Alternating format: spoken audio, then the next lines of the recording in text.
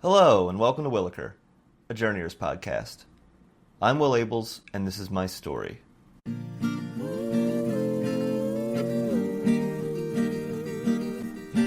Left home, gone coast to coast in a hybrid car with a bag of clothes.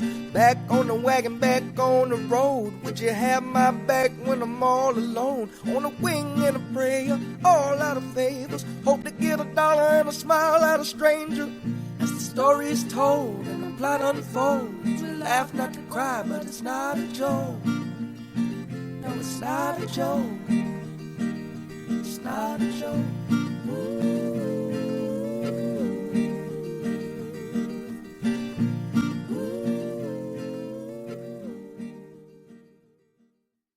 Hello, Millennials, and thank you for listening to Wilaker. I have some shows in June that I absolutely need you to be at, and I have a really fun announcement for July.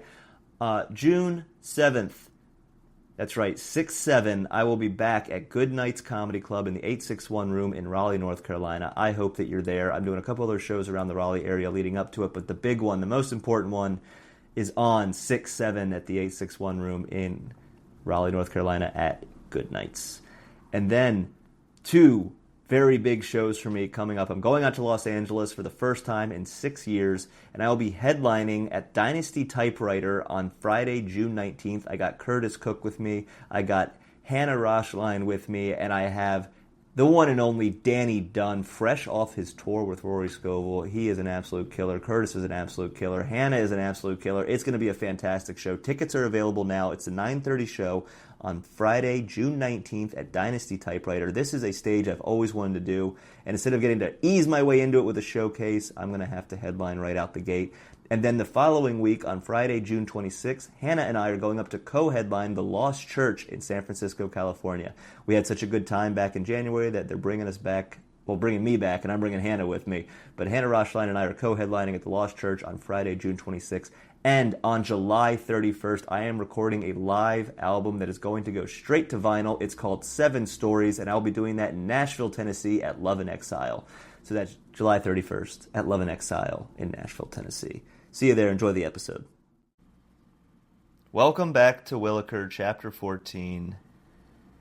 Boy, oh boy, has it been it's been a fun couple of weeks. I am currently in New York City, not by choice. I had a layover last night on my way back. I was flying from Portland, Maine, back to Nashville, and we're all standing around the gate, and we're like, that's weird. We should have been boarded like 20 minutes ago. And then we all got the notification at once that our flight was canceled.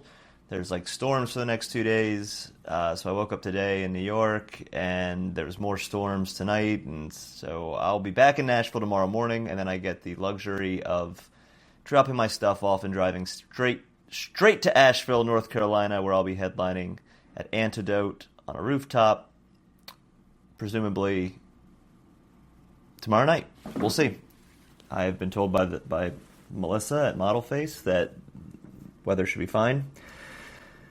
But we'll see. But it's not the worst. I don't mind being in New York. I'm getting a lot of stuff done, catching up on this podcast, doing lots of stuff. And so I was in Portland, Maine this weekend, and I headlined at Empire Comedy Club on May 17th. And what is fun about that date, is that was the first date. So May 17th, 2025, if you have been listening to this podcast from the beginning, you will know that was my first night featuring for Rory Scovel, and when like my proper relapse really began. So it was pretty cool a year later to be back in Portland from that date. Gotta say, the show with Rory was a little better than the show that was just on my name, but still getting my name out there. And look, it was the first nice weekend in the Northeast. Tickets were low for everybody, but you know what? I had a lot of fun, and I appreciate everyone that is willing to come out and check my stuff out, and I always get positive feedback afterwards.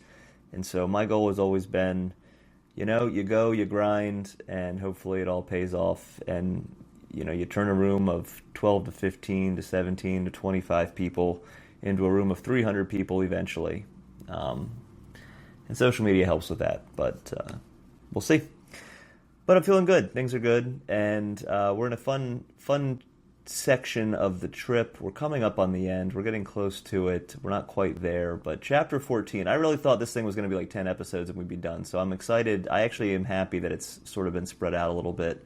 And it's fun recording in New York. I never, I always wanted to do a podcast when I lived here. I never did because you were kind of a fucking loser if you did a podcast back then.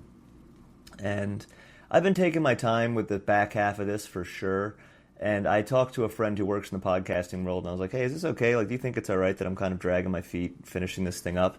And he was like, yeah, well, it's you're doing a story, like you're doing basically a journal, so it ends when you want it to end. It's not like something like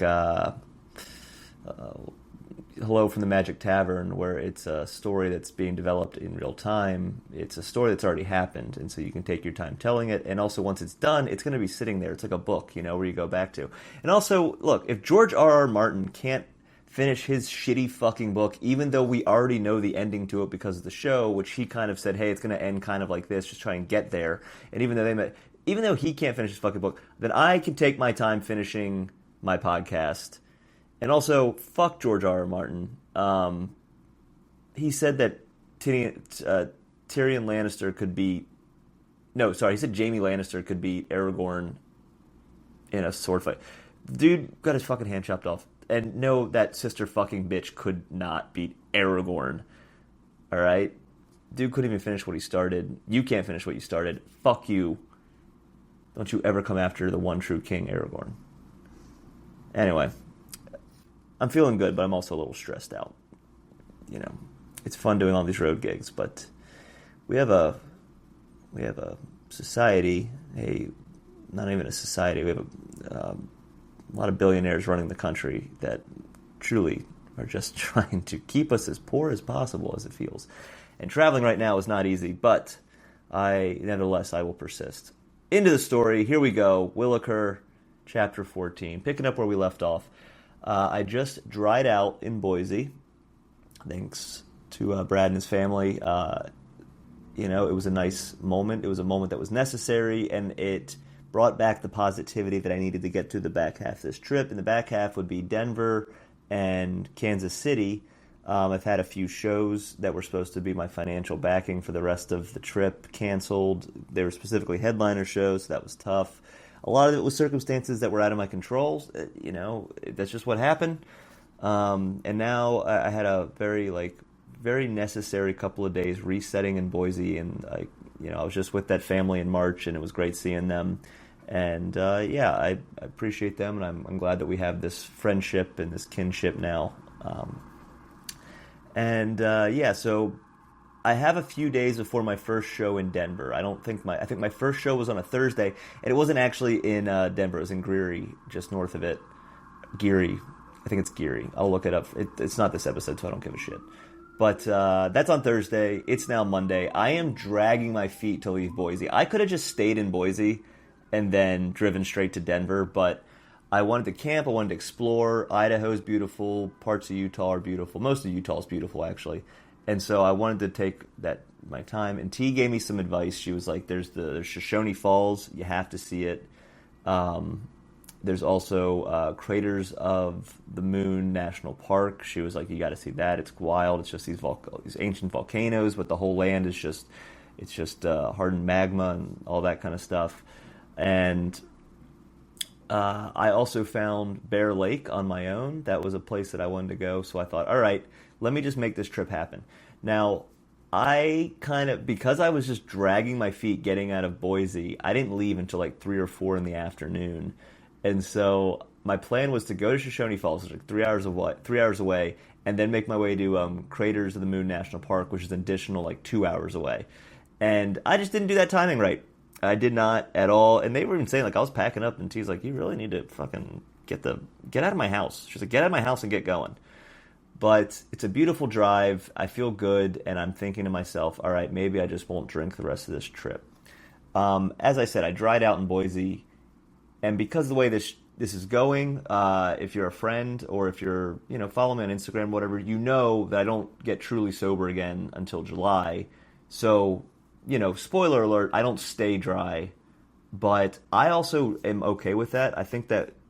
Like, I think that if I hadn't gone through the experiences I had that summer, last summer, I think I would have been kind of going in and out of, starting and stopping drinking a lot more than I had. Like, I fell back into it in April, immediately quit again, fell back into it in May, and basically drank from May through July, and then finally quit. And I've just passed 9 months sober. I'm coming up on 10 months, and it's been a lot easier this time. And I think it's because I just have a very real sense and awareness that I need to stay sober. Do I think I'm going to drink again in the future? I don't know. I'm not saying that I want to drink in the future. I'm just saying, like, will it happen? I can't predict that, and I'm going to give myself the grace to know that sometimes a mistake happens, sometimes a moment of weakness happens.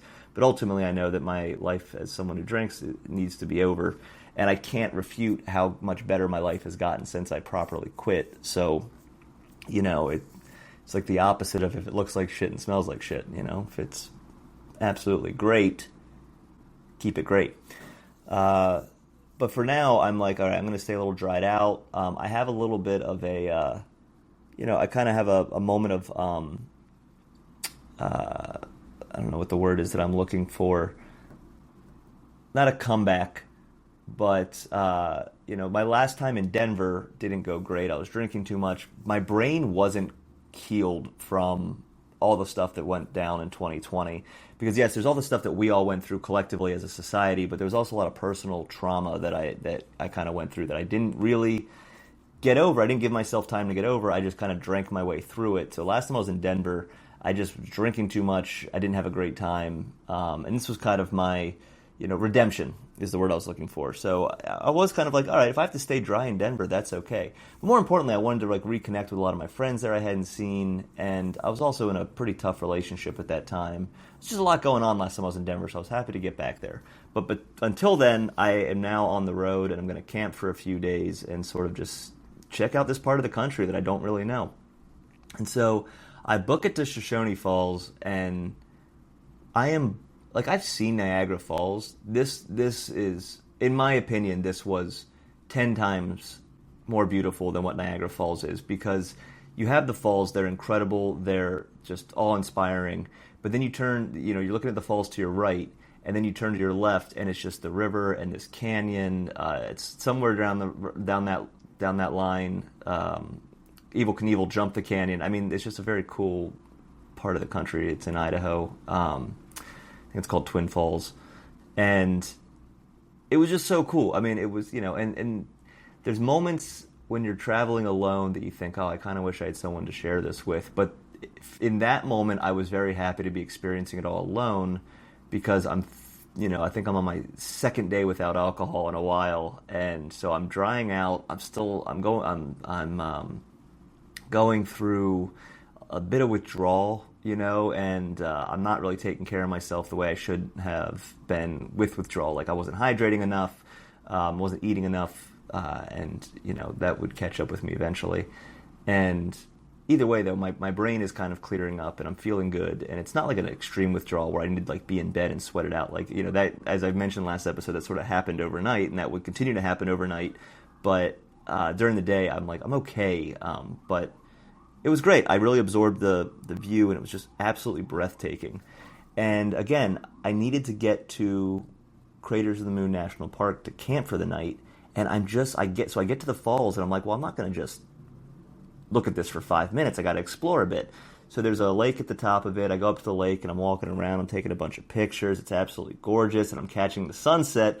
And instead of that being a red flag of, like, I got to get the fuck out of here, I got to go, I'm just like, let me just enjoy this.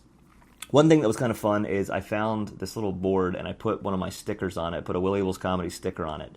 I was on my way back. I was doing the trip the opposite direction back in March, and I stopped very briefly at Shoshone Falls. Not quite as fun as the first time. It was freezing. The waterfall wasn't as grandiose as it was the first time. It was a little bit more of a trickle, like it was slowed down or whatever because of the colder months. But I did find the sticker. It was cool to see that the sticker was still there a year later, and that was kind of fun. But I genuinely just enjoyed it. Took pictures, sent it to my family. And then I make my way to Craters of the Moon National Park. It's pitch black by the time I get there. And at this time, as he is wont to do, Trump is fucking some things up. So they were gutting the National Park Services, so there was really no one that could, like, there was obviously people working at the park, but there was no one there to kind of monitor, make sure that people there camping overnight had paid, that kind of stuff. And I was going to take advantage of that because I'm still strapped for cash, and I kind of snuck into the park. I go around the campsite for a while. I see one site, and I didn't grab it. I just was like, let me just look around. And in the amount of time I was looking, someone grabbed that spot. So I look, and there's nowhere I can sleep.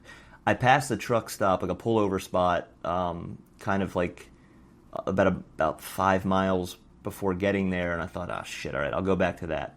So I go into the latrine, I use the restroom, I use the, sink and all that. I like brush my teeth, get everything ready to go to bed, and then I drive 5 miles back, and I'm just on the highway, like in the desert, kind of. And I don't know why, but I was convinced that every time I got out of my car to piss or whatever it was, that like a snow leopard was going to get me. I don't know why I was so fixated on it being a snow leopard, but I was like, this is where I go. This is where I go. The snow leopard's going to get me. Like, it's going to come get me. But it didn't. And, I didn't get the best night of sleep. Like I said, I'm still going with withdrawal. I'm kind of tossing and turning. The setup was fine. It's a little hot, but everything was great. Like, it was, comparatively, everything was fine. And so the next day, I get up early, and I go in, and I decide I'm going to go hike, and I'm going to explore this whole park. Because right now, I'm pretty much on my time. I didn't set up anything, like in terms of booking a campsite or anything like that on the way there. It's June, it's busy season. I don't know why I just didn't think about any of this stuff. I think about it a lot now, and I try and be prepared, but at the time I was like, let me just fly by the seat of my pants. And so I go into the park, and again, like I said, because there's not a lot of park rangers around, I just sneak in. I don't pay the I forget how much it was. I want to say it was like $20, right? And so I don't pay the $20, and I just go into the park. I find this like boardwalk where you can walk around and kind of see the lava, and they can explain the significance of the volcanoes and all that kind of stuff. And before I do, I make myself a cup of coffee, and I get everything set up, and I'm just saying, and a park ranger does come by, and I'm like, is it okay that I'm doing this? And he's like, yeah, of course. I'm just, seeing who slept in the park overnight and didn't pay. And I was like, oh, who would do that? What animals would do that, And it's funny, because if I had just driven into the park and gone a little deeper, I could have just slept exactly where I was at that moment. But I didn't know that. Maybe I know it for next time. Hopefully there is a next time, and if I will support the parks. I'm sorry that I didn't. I have paid for all my park cents. My bad for being a sneak. Sorry for taking advantage of the Trump administration's tomfoolery. My fault. God, imagine that's how light I was just making everything right now. Just calling it. No, just a bit of tomfoolery as we give money back to the January 6th rioters. So I spend the next like 4 to 5 hours just hiking, exploring. It's incredible. Funny enough, my former sponsor from when I was in AA, he texted me out of the blue. I hadn't talked to him since I broke up with him, essentially. And he texts me out of the blue. I don't answer him right away. And then I get to the top of a volcano. I'm just like, I'm on top of a goddamn volcano. And he was like, oh, I was just checking in, seeing how you're doing. And I was like, yeah, I'm good, whatever. And, that was I appreciated that, and I thought it was a bit ironic because I'm on my second day of trying to get back on the wagon. Not even trying to get back on the wagon, but just second day of taking a break. And just 4 or 5 hours hiking, exploring this place, and I'm just in heaven. And I'm so mad at myself at the same time, where I was like, this is what this trip was supposed to be. It was supposed to be you just finding all the other moments in life, all the other aspects of life that make you happy besides drinking, And I don't have any regrets now, because there's parts of your life that are necessary evils to get you into a better place, and this is what a lot of this trip was. But at the moment, I was so mad at myself for just not exploring all these parks that I was going through. And yes, I had these incredible experiences with people and sitting down at bars and getting to know all these people and talking to people, but that's not what this trip originally was supposed to be. That was a definite silver lining, but I was just very upset in the moment of just like, God, why didn't I just do this the whole goddamn time, But that's what it is. It's a sickness, and, it warps your mind, and it takes you directions you don't want to quite go. And sometimes those directions work out for you, but sometimes they don't. So I spent all this time in the park. It's awesome. I get my little stamp in my national parks book, and then I find Bear Lake, and this is like a lake. It's absolutely gorgeous. They call it the Caribbean of the Rockies. It's crystal clear water, and it straddles between Idaho and Utah. And I think I stayed on the Utah side. I decided to get out of Idaho into the Utah side. And I went to the far side of it. It was the East Bank, but from where I was coming from, it was the farthest way to go. Instead of booking a site, figured I'll just get there, see if there's anything available, and I'll just pay when I get in. So I get there, I'm finding a site. I mean, again, this I can't like. I'm going to be posting pictures of it, but I will definitely go back at some point because it was absolutely just breathtaking how beautiful it was, and it was so cool. There's all these like other campers there. There's camper vans there. Everyone's just kind of living on the lake, and it's great. And you just go in. I didn't have anywhere to shower. I'm just like washing off the lake and stuff. But anyway, so I get into the park, and there's no one there to collect my payment to take this campsite. And I look, and there's like 5 campsites open, and I was like, fuck it, I'm just going to stay here for the night. There's no park ranger. No one's going to fucking know.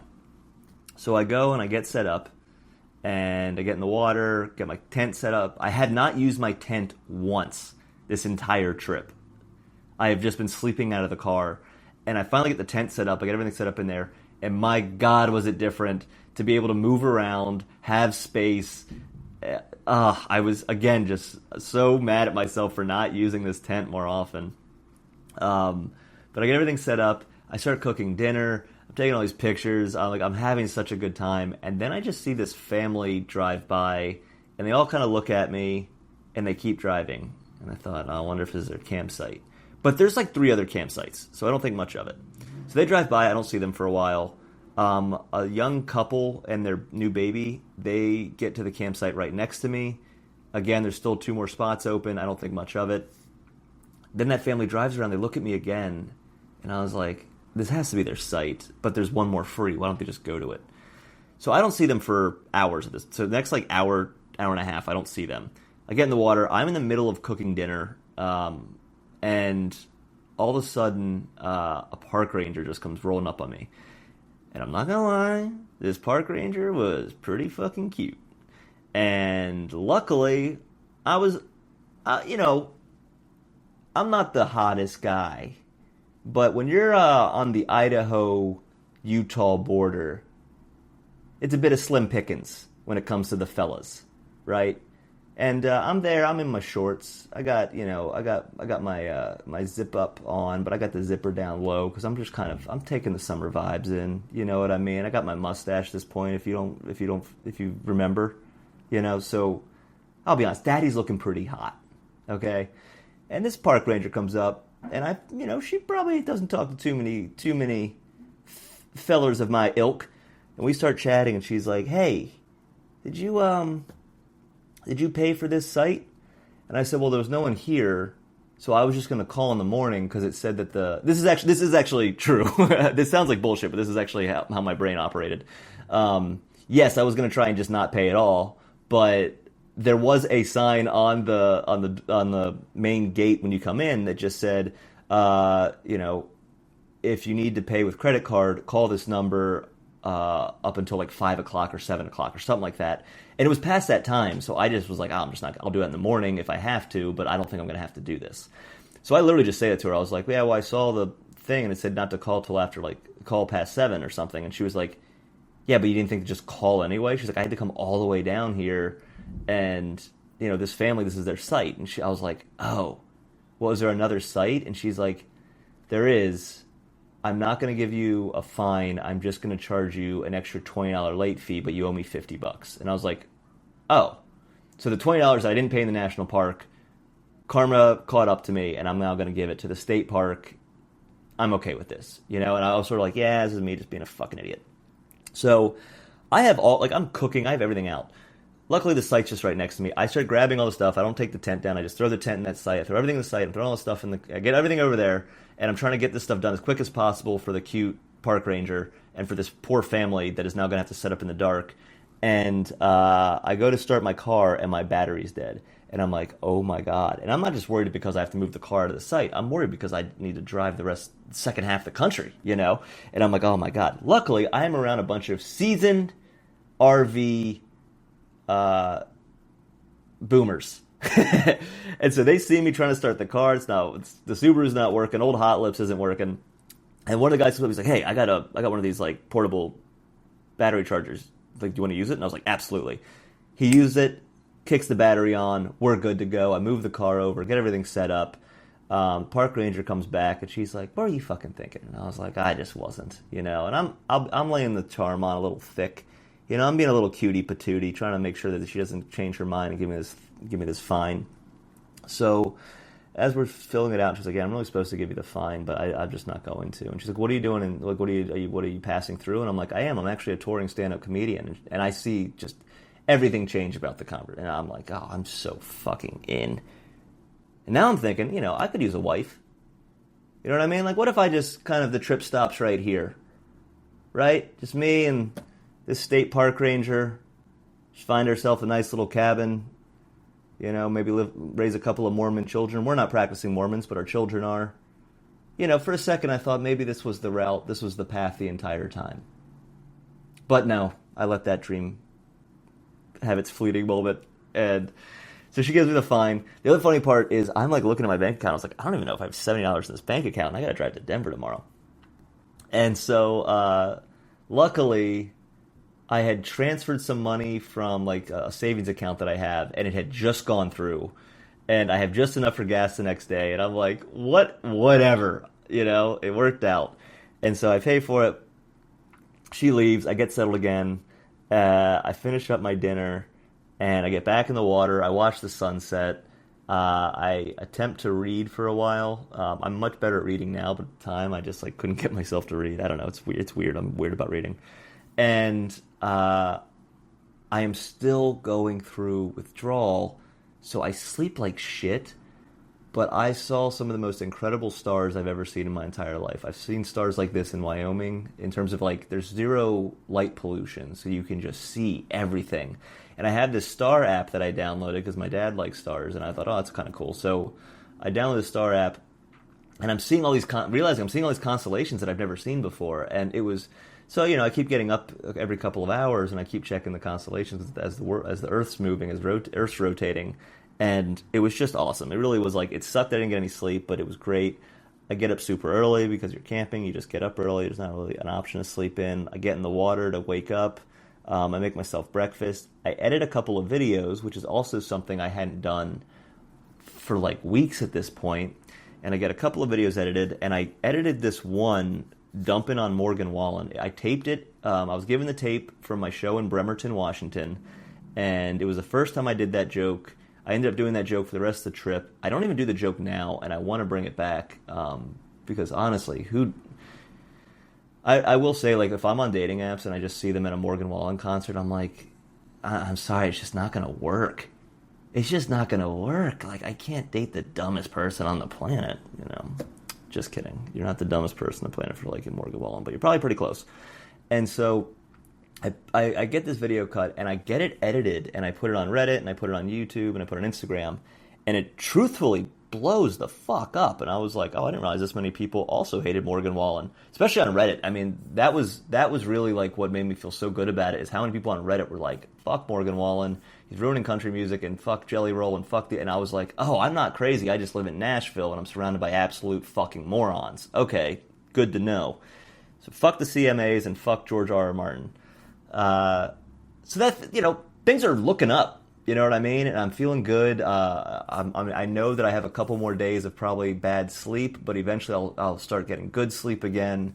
And I'm thinking, all right, maybe I'll just stay dry for a while. Maybe I'll just quit drinking right here.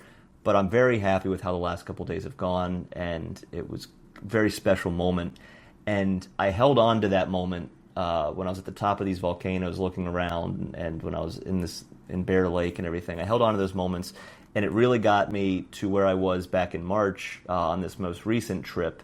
And I don't take for granted beautiful sunsets and scenery and just these very special moments that I've wasted about 15 years. And look, I had a lot of good times in my drinking days, but they feel a lot different now, and I appreciate them a lot more, and I have a much better appreciation for life in general. So now I need to drive to Denver. I think it's about 5 hours, maybe about 5 hours, I think. I have enough gas to get there. I'm not worried about it. The money from Bozeman finally comes in, which is crazy how long that took, but these things happen. But that money comes in, and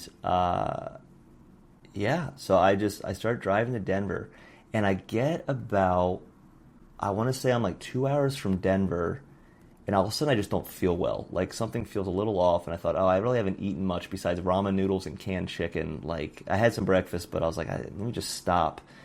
And I don't really know. I think it was like, I don't know if it was because a bit of the withdrawal. I'm a little dehydrated. I've also just been in the car so goddamn long, and I park and I get up to go buy like a bag of gum. Like I knew I needed something sweet, so I was going to buy some gummy bears. And I just started seeing spots, and I didn't think I was going to pass out, but I couldn't see straight. So I'm standing in this gas station, and I can't focus, and I'm like, I don't know what's going on. And I'm having a hard time even seeing the counter, like the candy counter. And I buy some candy, and I'm able to like get it paid for, and then I sit in the car and I eat some of it, and I'm still just like, I can't start driving right now. Like I can't see. And I thought, fuck, I think I might need to have a beer. And it was one of the weird moments where I genuinely didn't want it. I wasn't craving it. I just was trying to make sure I could keep driving, which is an insane sentence to say, but I needed to get to Denver, and I thought maybe this is what I need to do. So I go in, I buy they have like a tall boy for like $1, and I just grab probably a Miller Lite, and I grab it, and I just kind of sit in my car and I'm drinking it. I don't even think I finished it. I think I did like half of it, and whatever I couldn't see, like the kind of spottiness sort of goes away, and I'm pretty disappointed because I was like, damn, I really didn't want to start drinking again. But I'm also like, whatever, I wasn't planning on getting sober again, so it's not that big a deal. So the spottiness goes away, and I've never had it that bad before. It has come back once or twice, especially when I'm driving for too long. It probably has something to do with the circulation in my legs and stuff. If you are a nurse or doctor, let me know, because your boy doesn't have health care, so I can't even get the blood work that I probably need to get checked out. Anyway, so I finish this beer, and then I finish my trip into Denver. I get there a little later, and I get to JD and Jen's. And these are friends of my brothers from college. We've been friends for a long time, but that's how I met them, was through my brother. So this back half, again, it's all about, really, it's a story about family, kind of getting me through it. And I do understand how important it is to have family when you are struggling with addiction or just going through a tough patch in life, But I get there, and I get to Denver, and JD offers me an NA beer. And at first I was thinking, like, yeah, I'll do that. And then I was like, oh, wait, I'm already drinking. Might as well get a beer. And then I was like, oh, no, it's okay. I'll have a regular beer. And he was like, oh, I thought you quit. And then I just was like, no. And I tell him what I had been telling everybody else at that point, which was, I'm drinking again, but it's not like how it used to be. Even though there are nothing but telltale signs that it is exactly how it used to be. And that's what I kept telling myself. And I even have friends now that like maybe they don't keep up with social media, or which we don't keep up as much as we used to. They're even like, oh, I thought you said you had a handle on it. And I was like, yeah, that's just what I was telling myself so I could keep drinking. And the truth was, it wasn't as bad as it was before, but it was still like how it was before. And if you listen to this podcast, in Portland, I mean, I was making myself sick and still trying to tell myself, that it wasn't as bad as it was. And yes, there's anxiety involved in it, and there's a lot of weird psychological hang-ups with a lot of it. But, so I have maybe 2-3 beers while we're sitting there chatting, getting to see each other. It's been a while. It's been a couple years. We're catching up. And then I go to bed. I go to sleep that night in Denver, and that ends chapter 14, and we'll pick up with chapter 15 with the Denver run. I don't think that'll be 2 episodes. It might all fit into one, but it could end up being 2. But this has been chapter 14 of Wilaker, the Journeyers podcast. I didn't make it back to Craters of the Moon National Park like I said, I did make it to Shoshone Falls again, and if you are in Bear Lake, I was trying to squeeze that in the trip in March, but just didn't happen. But if you are out that way, I cannot recommend. Those spots enough. I did steal a big old rock from Craters of the Moon, and it sits in my apartment now, and it's really interesting because it was lava and it was much bigger than it was when I got it, and I think it's something about the oxidation. I don't really know, but it's shrunk, which I find really interesting. Who knows? Geology, huh? But this has been Wilaker, a Journeyers podcast. If you walk away from this with anything today, know that Morgan Wallen, go fuck yourself, and George R.R. Martin, check yourself at the fucking door. All right, this has been Wilaker. I'll see you next time. Take it away, Kenny.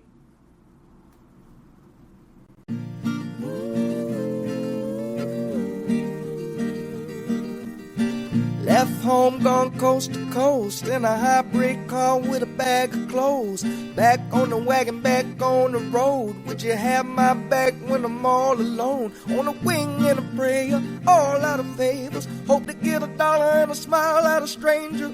As the story is told and the plot unfolds, we laugh not to cry, but it's not a joke. No, it's not a joke. It's not a joke.